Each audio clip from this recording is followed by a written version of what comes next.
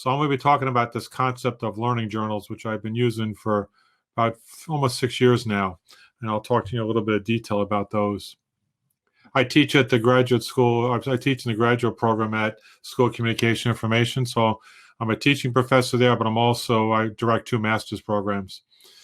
Just a little bit more about me. I've been teaching at the university level for a lot of years, 19 years, as you can see, and teaching online most of that time. In fact, I was fascinated by our lesson structure because I've been teaching asynchronously online since 2003. And I use what's called a dialogue intensive model, which I did a presentation on that last year at the same conference. But it relates to this whole idea of reflection. And so I've been using what I call learning journals, as I said, for the last 5 years. I've used it in all my classes, the ones on campus, the ones online, both synchronously and in asynchronous formats. The idea behind it is pretty straightforward. We're going to cover, just why reflection in general, which I'm sure a lot of you are already familiar with. The actual learning journals and postings, the mechanics behind it, some of the examples, and then also some experience so far. So I base this concept on what Dewey said there, that we learn from reflecting on the experience. In other words, if we experience the content for that week, for example, in that course, what do you get from it? If you thought about it, what lessons do you come out of it? How can you apply it potentially? So I want my students to reflect on what we spent the week on, whether it be on campus or an online course. And again, it's based on a couple of theories around this, but obviously the meaning of our experience, what I mean by that is, okay, it's one thing to repeat back to me what we discussed that week or learned that week or what my lecture was all about. But, what have you learned from it? What insight did you get from it? What was the meaning of what we talked about? What's kind of between the lines kind of thing? And hopefully they're discovering through their reflection, discovering some other insights into the lessons that week. So it's not just regurgitating back like we would expect many times in our undergraduate students. The graduate students, I want them to tell me about what this matters. Why does it matter? I want them to push back. I want them to debate at times. So it's an opportunity to reflect on it, but to look at some of the nuances and potential ways they could use the material. Our program is a professional master's, both of them are, even though it's got all the appropriate theoretical foundations. But a lot of it's like learn it today, apply it tomorrow at work. So a lot of times what I'm asking them to do is reflect on how you might be able to use this professionally. And again, reflect on experiences, in this case, content for the week, encourages insight, a little more complex learning. It can be done alone, and it is. In my particular case, this is a reflection post that goes on weekly individually, and there's no discussion about them. It's just, and I'll show you that in a minute. But also, everyone has access to everyone's reflections, so that even though I reflected this and Barbara reflected that, we both see each other. Even though we're not talking in the reflection at that part of the class, I can see what her perspective was, and I have my perspective. I can learn from the others as well. So both has both the individual reflection, but you also get to read what some of the other students have thought about. And obviously, it's all about making meaning, or sharing content and helping the students become kind of producers of knowledge. In this case, how will I use this information? What could I get from this? Why does this matter to me? So again, thinking a little more deeply about the content. And last but not least, before I get on to the actual content, it's all about teaching, creating the future learning experience. In other words, what I mean by that is, all right, you learned it this week. How does it affect next week? How does it affect your job? How does it affect you professionally, if at all? Have you rethought about something particularly? How might that change in the future? So again, that's part of this whole reflection process. So let's talk about mechanics. So I've been using these, as I said, in all my classes for the last 5 years. I've used them in all 3 modalities. And I have to say, it's been very good. I've been really thrilled and positive and pleased with it. The feedback's been very consistent, anecdotally, plus what I see in the student evaluations, plus for the more important things sometimes, like the assessments I have to do for some of our graduate programs against the learning objectives. So it's great content, and I'll show you some of the reasons I do it in a moment. But so far, in 5 years, I rarely get a negative comment on this. It's typically been very consistent, very positive, and useful to the students. Now, I know it's really hard to read this slide, and don't worry too much about it. All I'm trying to show you here is that in this particular case, I am asking for these learning journals and participation. It's 20% of their grade in this particular class, In fact, I'm teaching this class right now. It's due each week. That the learning journals when there's a final assignment is done as well. And that final assignment you can see here is due at the end of the semester. It's got multiple parts to it, 3 parts to it. So the weekly reflections. So what I want them to do literally is cut and paste in each of those weekly reflections. In this case, it might be, I don't do them every week. So it might be like 13 of them, for example, in a 15-week semester. I'll have them cut and paste them in. Now, why do I do that? 2 reasons. One, it's now in one Word document. And I do want, number 2, I want them to write a final, usually 2-page reflection on the entire course. Well, now they have all their weeklies in front of them. So I make it a little more palatable for them, a little more easy. And instead of having to go back and hunt and peck through 15 weeks or 13 weeks, they have it all right in front of them. And then I also have some key takeaways, which I'll show you, which is more the professional application. So that's usually one of my last assignments in the class. You can see it's weighted at 20%. So it's got enough weight they're going to pay attention to it.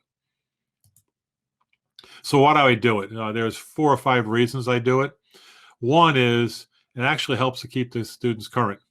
It's not me, being that overt about it, but it's, if they have to post a weekly learning journal, they tend to stay up with the class. They don't really tend to miss classes. Now, some do, of course, and that happens. But they tend to kind of gives a little bit of, I wouldn't say subtle, too light, but it's not an overt directive for me. Make sure you stay up with everything. No, a little more savvy than that. But it also discourages them from getting too far behind. And when they see all their peers posting their learning journal reflections in the discussion, one of the discussion areas, kind of puts a little bit of peer pressure on them. Now, I don't close these. I keep these open so they can go back and put it in if they get late, if they're late. But I also remind every once in a while, it's a lot more work. You have to catch up later. It's much easier and much more palatable if you stay current with it. In other words, do it weekly. The other thing it does, it really helps. One of the key things in my program, I'm sure it's the case in your programs as well. We're trying to drive the skill of synthesis. We're trying to drive the skill of them trying to bring down to the most critical elements what they want to do. So my learning journals are short. They're only 2 or 3 paragraphs.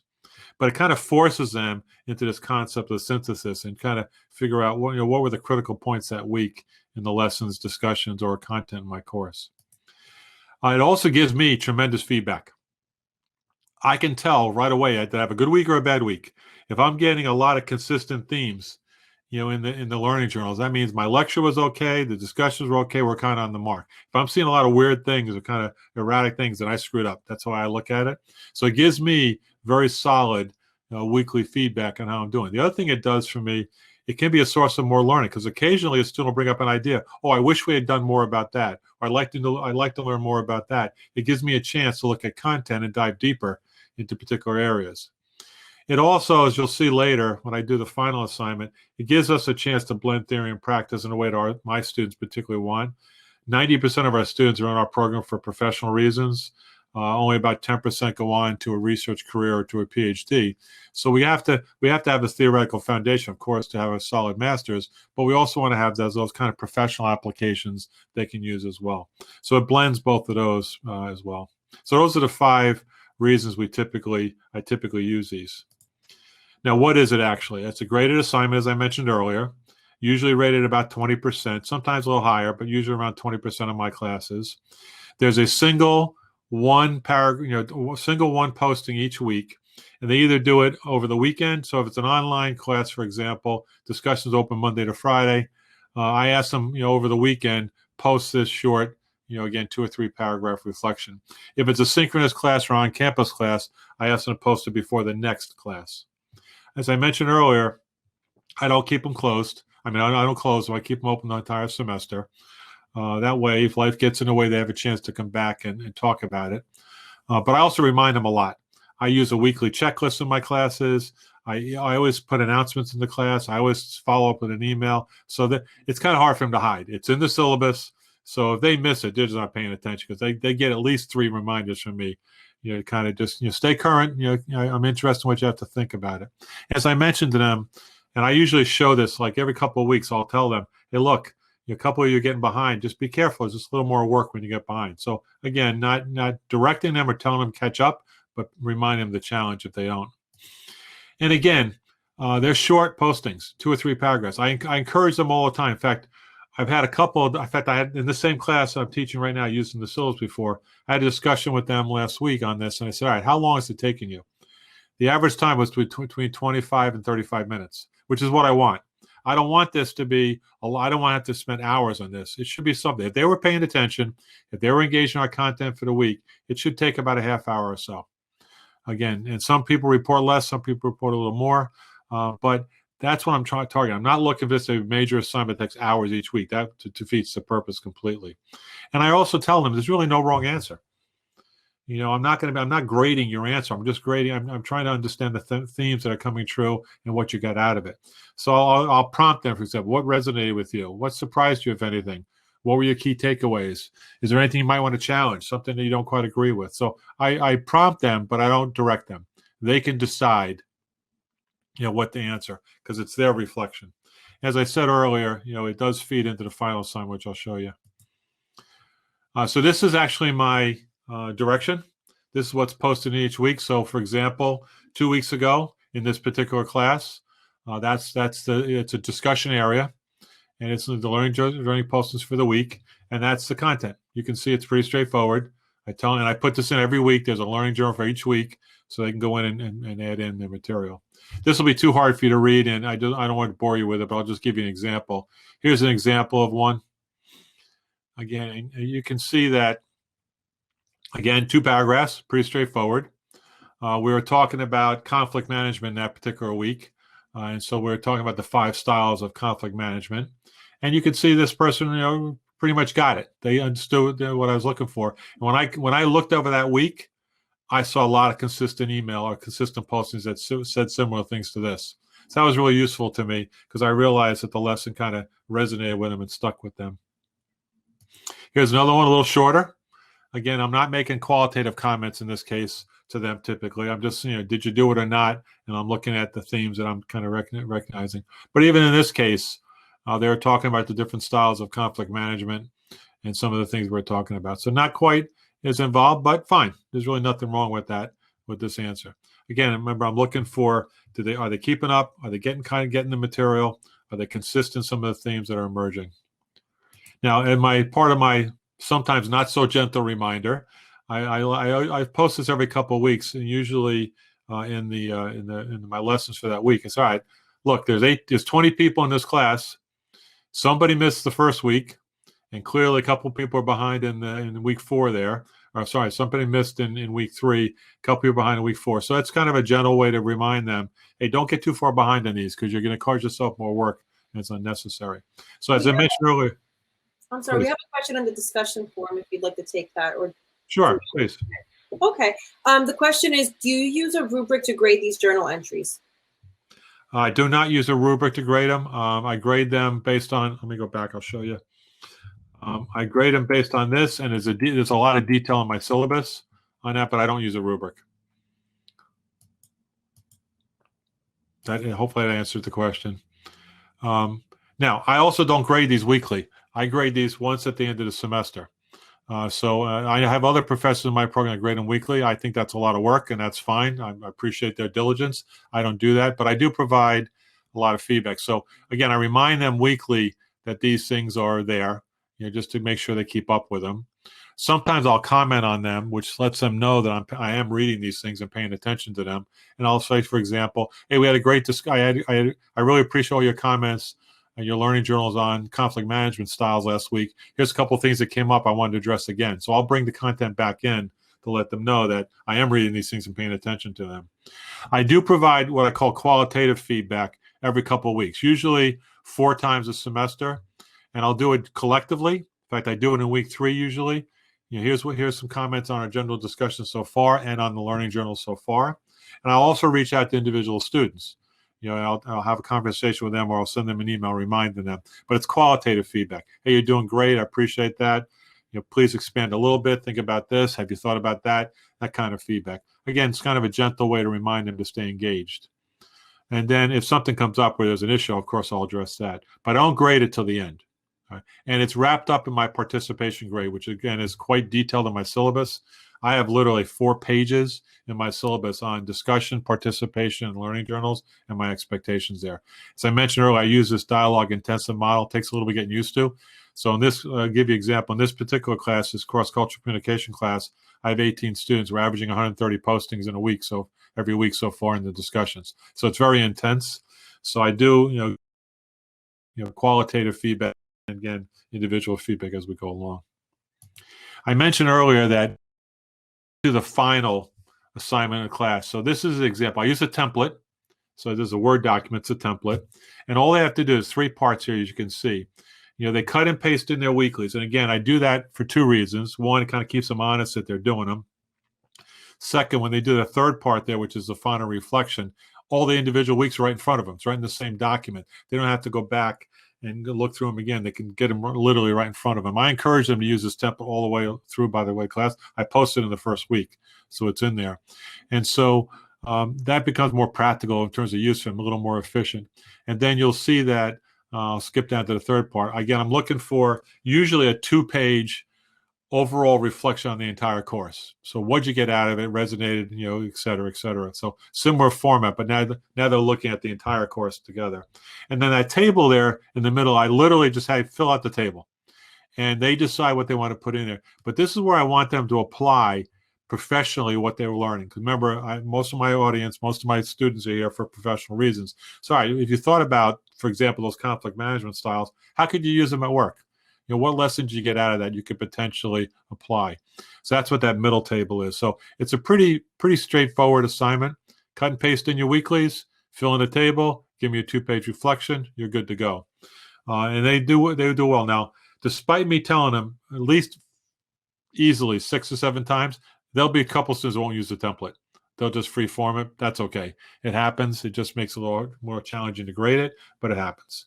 But again, this template's in there from week 1, so they can use it if they want to all the way through. So just to recap a little bit here. So 1, to make this really work effectively for you, there's a lot of nuance to this. There's a lot of, you could customize this any way you want to make fit your class and your teaching style. But be clear on the intention of them, what their purpose is. I'm very explicit about this, as I mentioned. I got 4 pages in my syllabus on expectation of discussions, participation, and learning journals. So it's quite clear what I'm looking for. And again, I'm giving them a lot of qualitative feedback as we go through. So again, be explicit in directions, I said in the syllabus. Weighted appropriately. Now, I have experimented with this as low as 5%, as high as 30%. I've kind of locked in at 20 because it's meaningful enough. Difference between an A and a C potentially in any graduate course, for example. So it's weighted enough that they're going to pay attention to it and be serious about it. You do have to communicate and remind them often. I wish that wasn't the case, but I've learned to be an excuse eliminator. So I definitely remind them. I usually remind them 2 or 3 times in each week. Checklist, reminder through email, or put the reminder in the announcements.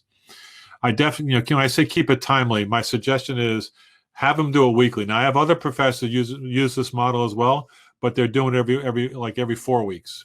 And they're doing it in blocks and chunks. That's fine. Whatever works for your class is fine. I happen to do it weekly because I think it keeps everybody current and it works well, but you can chunk it any way you want. It's really totally up to you. The most valuable thing for me has been the themes, is the feedback to me, because sometimes I think I'm on message, I'm on point. I'll see some weird things in the learning journal and say, okay, where did I screw this one up? How'd this get off kilter?